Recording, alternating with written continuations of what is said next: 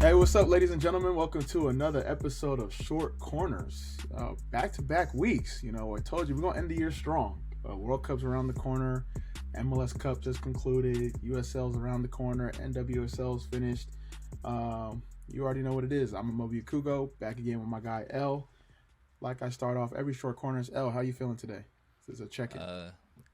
Feeling good. I got some midday naps yesterday, so was up burning the midnight oil. Kind of caught a second wind, got a lot of stuff done. So today was not as hectic. I was able to chill a little bit. Had a couple meetings, but overall I'm good. Perfect. I won't say busy because I'm always busy, right? But yeah, mentally I'm in a good space. Booked and busy. Yeah, it's a lot of good shit in the mix. A lot of good developments that we're working on behind the scenes. So just excited for next year. Just trying to close as many deals as possible and lock in as many relationships as possible. So just grinding it out. Yeah, most definitely. And I just came across this news. It's like National Entrepreneurship Month. So real quick for all the entrepreneurs, especially the entrepreneurs in the soccer space, the soccer media space is here for the taking. There's some gatekeepers, but we sometimes just gotta just kick the gate down. So what advice would you have as an entrepreneur?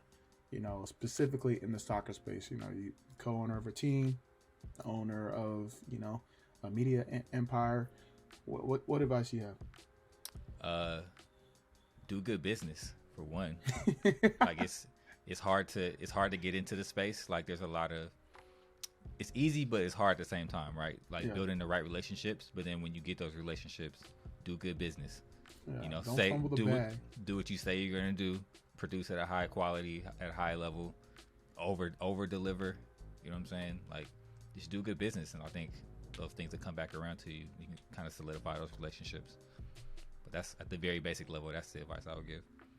No, that's facts. Do good business. Reputation travels fast. Yeah. But yeah, let's get into the topics. What you got for us? All right. So you mentioned it. MLS Cup was last week. You were in attendance. You know, Philly Union. I just got my voice back. Alumni. You know what I'm saying? I just got my voice back. Unfortunately, they weren't able to pull it out in PKs. They should have pulled it out in extra time. Down, they're up a man, so should have been a dub in regular time. But talk about your experience there and how everything was and the overall vibe around it. Yeah, so I'll try to give a quick recap. Shout out to MLS, for hosting the boy. So between MLS Alumni, MLS Greats Network, I was able to go there, experience the game, but also had to do some appearance stuff. So as part of their partnerships program, got to connect with some really cool people. As part of the Home Depot. Home Depot is a big sponsor with MLS, so I was able to talk to them before the game, hear their story, share my story, and ended up connecting with one of the guys after. So speaking of doing good business, speaking of networking, someone gives you their card, definitely follow up. So we've been talking, and you never know what can come of it. So that was cool. And then the game experience, amazing. Shout out to Philadelphia Union. They've come a long way. It's crazy to think, from 2010 to now, a lot has happened. So, it was just a whole experience. We got hosted. One of my closest friends was able to come down with me, so we got to support. Obviously, we're in a section, it's LAFC, so we got a whole lot of LAFC fans. So in our section, it's like with most of the players that had played in the Founders Club or whatever. So similar to how All-Star Game was, like that type of section where you got corporate sponsors, you got players, you got, the home fans, whatever. Yeah. So technically, literally, that whole fan, it was literally me, my boy Cameron, dude from Jake. Shout out to Jake from the tournament. So we're going to be seeing a lot more of him moving forward. His boy, and then you had in kind of the owner's box where they had their film crew. It was Ernst Tanner, Richie Graham, and some of their staff. And they were kind of in a secure section. We were the only Philly fans or Philly people. So it was real intense. Obviously it was a great game. First goal, Kellen off a deflection. Game goes back and forth. Philly ties it off kind of like a fluke type of goal. And then that's when everything started to happen. 85th minute, what's the name? Murillo scores. You think it's like, all right, 2-1, 5 minutes left, game over. Jake Elliott comes back and ties it. And mind you, like, I'm going crazy the whole game, talking shit, cheering, whatever. I think even one of the Philly member staff, like, because we were going like crazy. They were like, "Yo, what? Who was going on?" He didn't know that I used to play, so Richie Graham like kind of had to like tell him like, "Oh no, it's like he used to play, one of the first draftees. Like that's why he's going like crazy." And like, yo, I spilled like this guy's beer on his drink because I was like knocking the chair like in frustration. Like it was getting wild. But yeah, so then Jake ties it and we're going to extra time. And the extra time even like just crazy chances. Obviously the breakaway, red card, broken legs. Sorry for Maxim Crepeau. Hate to see it, but it seems like he was in good spirits and it just made for the storylines. And then Jake Elliott scores again, or Jack Elliott, my bad. And then you're like, all right, whatever. Like, we're celebrating. Everyone's high-fiving. Game's over. They got the red card. And then, I don't know, for some reason, and I saw it happen because, obviously, when you play, you know, obviously, it doesn't matter if there's, like, you have, like, a man down, 2 men down. The way soccer goes, you're always going to get, like, one chance just randomly because, you know, guard goes down or whatever. But this game, it wasn't, there was, like, 3-4 minutes left, so it wasn't really like that was going to happen, but somehow they got into the Philadelphia's final third. Jose Martinez, I'm sorry to call you out, and I hate to do this because I'm not an analyst or commentator, but this man wants to make the guy in his own box, and that's why they lost. Granted, he had the best, I tweeted this too, he had the best and worst game that I've ever seen. He was involved in all 3 LAFC goals. If you look back, he was at fault. First foul. The second one, he lost his mark. And the third one, he tries to make the guy in the back. And then, obviously, everything compounds. But that's where it started. And instead of just clearing it, whatever. Goes out. I'm like, yo. And, like, when he did that, I was like, oh, my goodness. What's this guy doing? I told my boy Cameron, if we get him on the podcast, he could tell you. I was like, yo, they're going to, yo, he messed. Something's going to happen. I don't know if it's going to be a chance or whatever. And then throw-in goes. He goes down the line, and then you can see the whole play happening. Like, he gets down the line, and he just puts it up in the air. And by the time, I think it's Jack even, like, realized that Gareth Bale's already in the air. So he has all the leverage of, like, even if Jack jumps up for it, he's too and then even, it doesn't matter. Blake got a touch on it. Just, like, the reaction's too quick. And then once they tie it, the crowd goes fucking wild. All the people I was talking shit to, they turning around. They're like, you know, I'm like, hey, yeah. I was like, yo, that's how it is. You talk shit, you gotta be able to back it up. Yeah. So we're all dapping each other up. We're like, yo, this game's crazy, you know. And it's like, all right, I guess PKs. And then, all right, cool. You're facing the 3-5-2. Blake saves the first one, baiting him. You know, probably the best goalkeeper in the league, probably top 3 best goalkeeper in MLS all time. Saves the first one. All right, you're like, all right, perfect, good start. And then Philly Gazdag, their top player, probably going to get sold.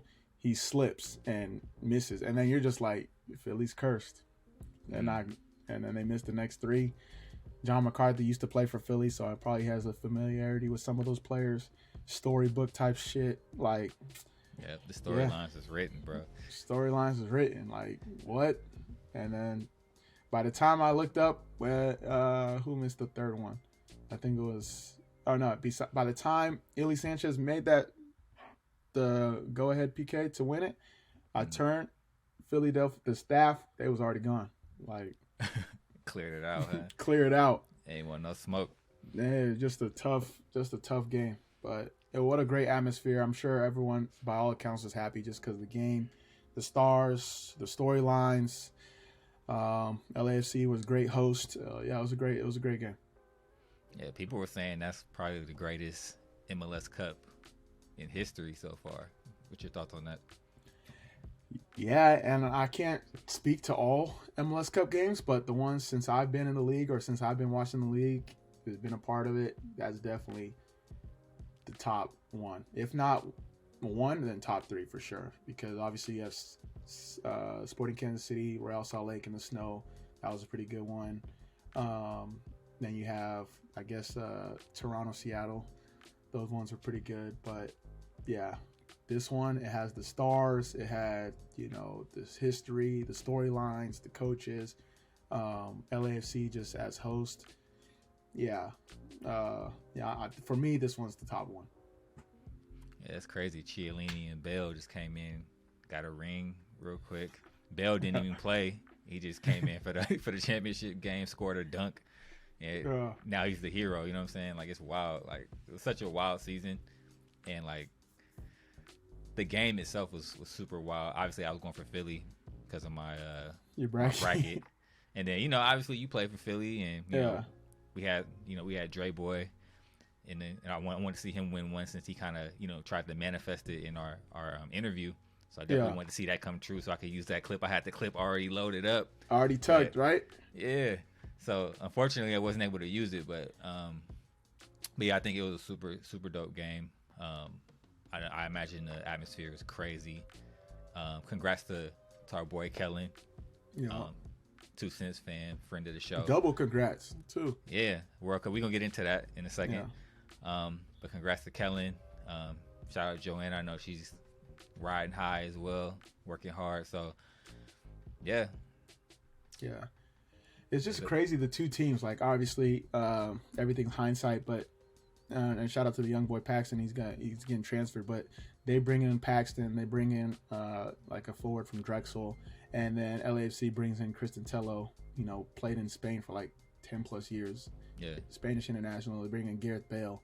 And it's like, that's the difference. And that's what's so great about MLS. It's like, there's so many different ways to be successful where, and then depending on how you define success, but ultimately in American sports is, winning. So, whereas if you're like in Spain or England, it's like, staying in the Premier League or staying at the top division, that's defined success, where Americans, like, you got to win the trophy. So there's many different ways to go about it. Philly has a different philosophy than LAFC. But to see those two collide, at the end of the day, bringing on Gareth Bale in extra time, it definitely makes the difference versus, no disrespect to my guy from Drexel, but, it definitely makes a difference. Yeah, for sure. So, yeah, you kind of alluded to it a little bit earlier. Another congrats to our guy, Kellen. He made the 26-man roster for World Cup. So let's get into that real quick. Yesterday was the World Cup reveal. Shout out to our boys at Wavy Footy for covering that for us. Look out for that content that we have coming on 2centsfc.com. But let's go down the list real quick, and then we'll kind of get your feelings and thoughts on this. So for goalkeepers, we got Ethan Horvath from Luton Town, Sean Johnson, NYCFC, Matt Turner, Arsenal. Then at defender, we have Cameron Carter-Vickers, Celtic, Serginho Dest, AC Milan, Aaron Long, Red Bulls, Shaq Moore, Nashville, Tim Ream, Fulham, Anthony Robinson, Fulham, Joe Scally, Borussia Mönchengladbach, DeAndre Yedlin, Inter Miami, and then Walker Zimmerman at Nashville. In the midfield, we got Brendan Harrison from Leeds, Kellen Acosta, LAFC, Tyler Adams, Leeds, Luca De La Torre, Celta Vigo, Weston McKennie, Juventus, Yunus Musa, Valencia, and Christian Rodon, Seattle Sounders. And then for your forwards, we have Jesus Ferreira, FC Dallas, Jordan Morris, Seattle, Christian Pulisic, Chelsea, Gio Reyna, Dortmund, Josh Sargent, Norwich, and Tim Weah, Lille. And a surprise to everybody, Haji Wright from, I'm going to say Turkey. I can't pronounce that team name. But what are your thoughts on the squad? Who do you think should have been on the squad that didn't make the squad? Who do you think should not have been on the squad that actually ended up on the squad? What are your thoughts? Yeah, that's good. Real quick, shout out to all the 2 Cents fam that's on the roster. Yedlin, Kellen, Sean Johnson. Definitely want to highlight Sean Johnson real quick because Sean Johnson was part of the 2012 Olympic squad that didn't qualify, and a lot of people blamed him for that moment. We always joke about it, or we don't always joke about it because it's a sore subject. But for him, 10 years later to make the Olympic cycle, the World Cup squad, just a testament to him as a player. And it just goes to show you that, careers, there's ups and downs. You just got to keep going, keep moving forward. So shout out to Sean. Been probably one of the better keepers over the past 5-7 years, since that move to NYC, to be honest. Roster's solid. In terms of surprises, definitely would have wished, Brooks was on the squad. Obviously, he was kind of out on the outlier. Mm-hmm. The forward situation is not ideal. Haji Wright, as he does have like a good chemistry with the core group of players, specifically Christian Pulisic. But if you're gonna go over PFOC or Pepe, I wouldn't have done that. But then again, I'm not the coach. Defending, obviously, this problem isn't even an issue if Miles Robinson is healthy, because Miles and Walker had a strong tandem, great partnership, really had good chemistry. So I would have liked to see like Mark McKenzie, or obviously Chris Richards was out, or Eric Palmer-Brown, just because just have a little bit more to them in terms of their game. But at the end of the day, you got to pick the squad that you trust the most and the squad that you think is going to be good on a match day.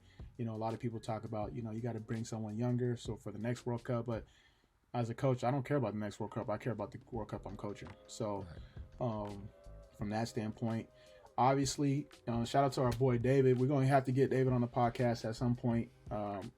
Soccer pundit, soccer liaison. He's like a soccer whisperer. He talked about the mental aspect of the guys getting cut. So, we saw Paul Areola's post. Yeah. Obviously, Zach Stefan has been getting killed in the comments for the past 6 months or so, and then he didn't make the roster. Yeah. So that's probably tough as well, being an integral part to a team and then getting cut.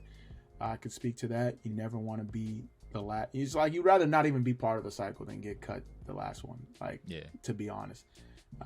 But definitely gotta understand like the mental aspect of getting cut and missing the world stage, and hopefully they can bounce back and they have the family support and friend support or whatever support system that they have. But those are my thoughts. I think looking at the roster, you see 26 players, but really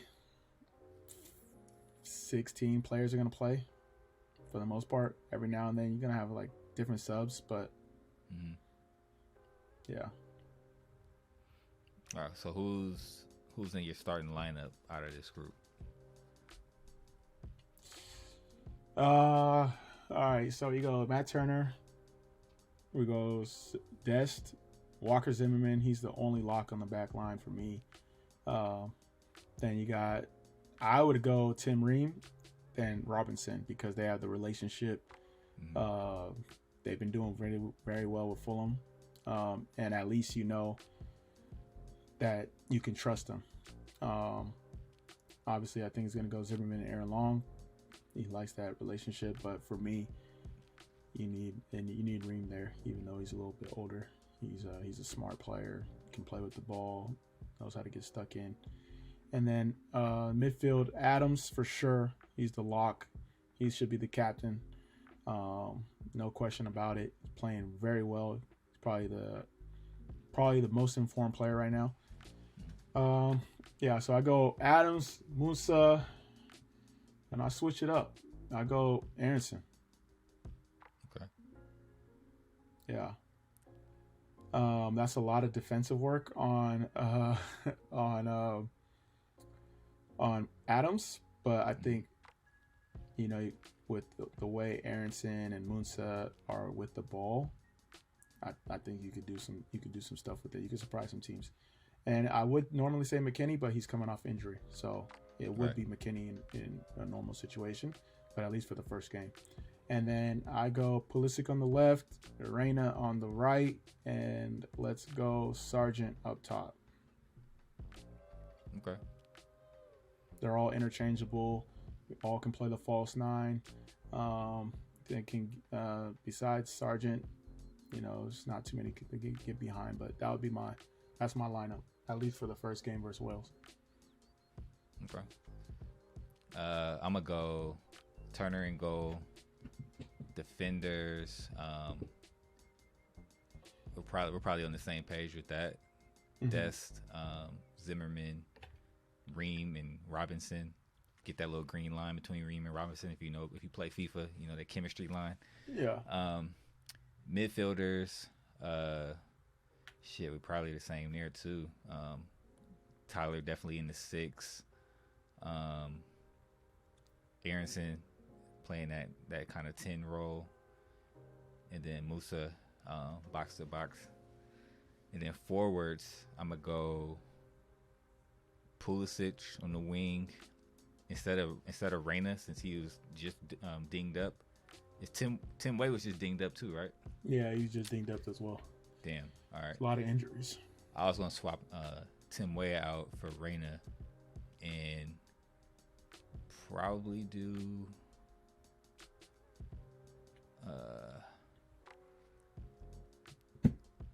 I want to say Sargent. I haven't watched a lot of Norwich City, so I don't really know what his form is.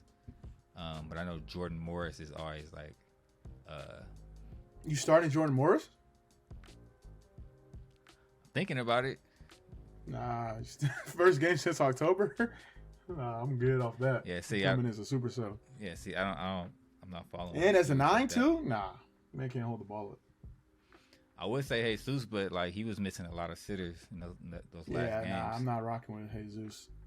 Shit. So I guess we'll go Sargent. I'm not familiar with Haji either in his form, so he's been scoring. He's probably the most informed striker in terms of goals, but his game's like weird to me. Like P-Falk weird. Yeah, like just like the excuses they was giving about not picking P-Falk because his game doesn't fit. Yeah, so I guess I go Sargent. So yeah, we're pretty similar in that regard. But let's talk about these injuries though. You mentioned injuries to like Miles Robinson and what's our guy's name? Chris Richards, yeah. And how they're missing out. But this is a trait all across the board with this late World Cup happening. A lot of guys getting injured.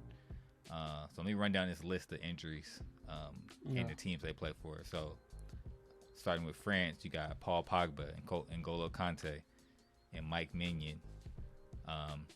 Germany, Timo Werner is out. Portugal, Diogo Jota is out. Netherlands, Gigi Wijnaldum is out. Belgium, Alexis Selemaker, I'm not familiar with him. Brazil, Diego Carlos, Arthur Melo. England, Ben Chilwell, Reece James. Mexico, Jesus Corona is out. Oh, that's a bad one for them. Marco Reus is out for Germany as well. Royce again? Yeah. Damn, he's cursed. You got to see a witch doctor or something. And then some high profile situations that are being monitored closely. Sadio Mane for Senegal. Sadio Mane is playing the World Cup. He's in the village right now, making sure he's gonna be good. Yeah. Some Senegalese jello fries. He'll be back. You got Dybala and Lo Celso for Argentina being monitored. Florian Wirtz for Germany. Sulemana for Ghana being monitored. Sardar Azmoun for Iran. Raul Jimenez, Mexico being monitored. Dusan Blahovic, Serbia. Son is being monitored for South Korea. Jan Sommer for Switzerland. Ronald Araujo for Uruguay, and then Joe Allen for Wales. So a lot of big names are either on the bubble or completely out of this tournament. So how do you think that affects the quality of what we're going to see on the field? Yeah, I would say if you're on the bubble, you're making the World Cup. Obviously, you might not play like the first game, but I'm just thinking myself as a player, like I'm not condoning like cortisone shots or, whatever you do, but people are going to find a way to get to the World Cup. That's all I'm going to say. Oh, like you're not missing a once in a lifetime opportunity. So they're in the recovery, man. They're making sure they're taking care of their nutrients, they're taking care of their body, and the advanced medical teams are gonna make sure they're right. But it's tough because every World Cup it's like, oh, this is gonna be the worst World Cup. Russia came around and it was crazy storylines, crazy surprises, crazy games, and I think with this Qatar one, obviously we're not going to see as many of the star players because of these injuries, but I think it's going to leave room for surprises and some breakout stars that we definitely need to see as some of the greats get older. Messi and Ronaldo probably on their last World Cup run. So it's almost like this, like, I don't want to say a purge, but it's like this transition into the next phase of soccer athletes. So obviously there's a lot of stuff surrounding Qatar, and I'm sure like going in we're like having all this skepticism, but for me personally, I think it's going to be a great World Cup. Outside of it though, there's too many games being played over the course of a season. There's not enough breaks with soccer. Every time there's a break, there's like a new tournament being put on. Nations League, UEFA Conference, Europa League, whatever these things are, is just too much for the players. And unless you start paying them, significantly more, they're already getting paid a lot, but they got to get paid more. It's just too much, too many miles on the legs, too much stress on the body, and it's going to affect the product. Maybe not today, maybe not next week, but over the course of years, you're going to see a lot of players, suffer for it. Yeah, for sure. So with knowing these injuries and kind of seeing these injuries and how they affect certain teams who may have been favorites, who may not have been favorites, who's your pick to win it all? To win, it's still Brazil or Argentina. Yeah. Storylines, I think Brazil's last one since 2002. They got the squad. Yeah. Messi's on this. Yeah. I would love to see Brazil-Argentina final, but that'd be crazy. That never usually happens, but I'm going with Brazil-Argentina. If I had to go to FanDuel or DraftKings, Yeah, I'm with you on that. Brazil is always my pick. Outside of, the U.S., obviously, which we know probably not making a final run. You think they get out the group?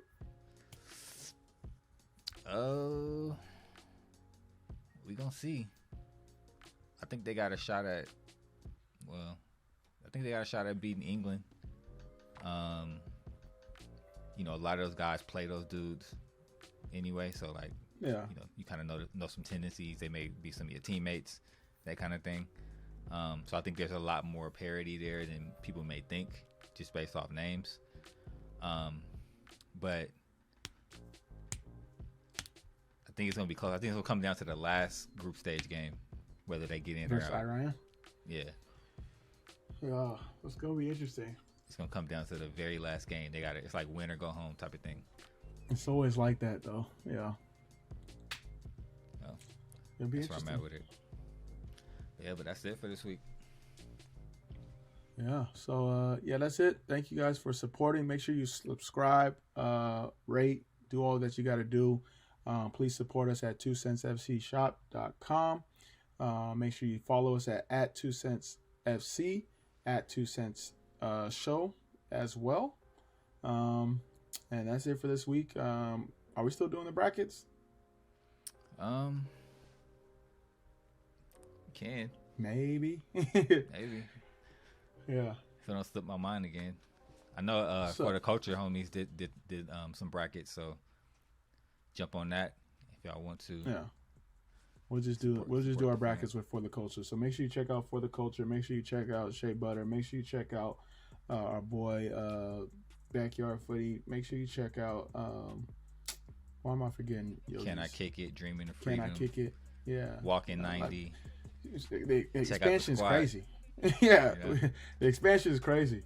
The team is growing. So that's it for this week. Close us out though. El, if you got anything else? All right, now that's it. Till next time, y'all. Peace.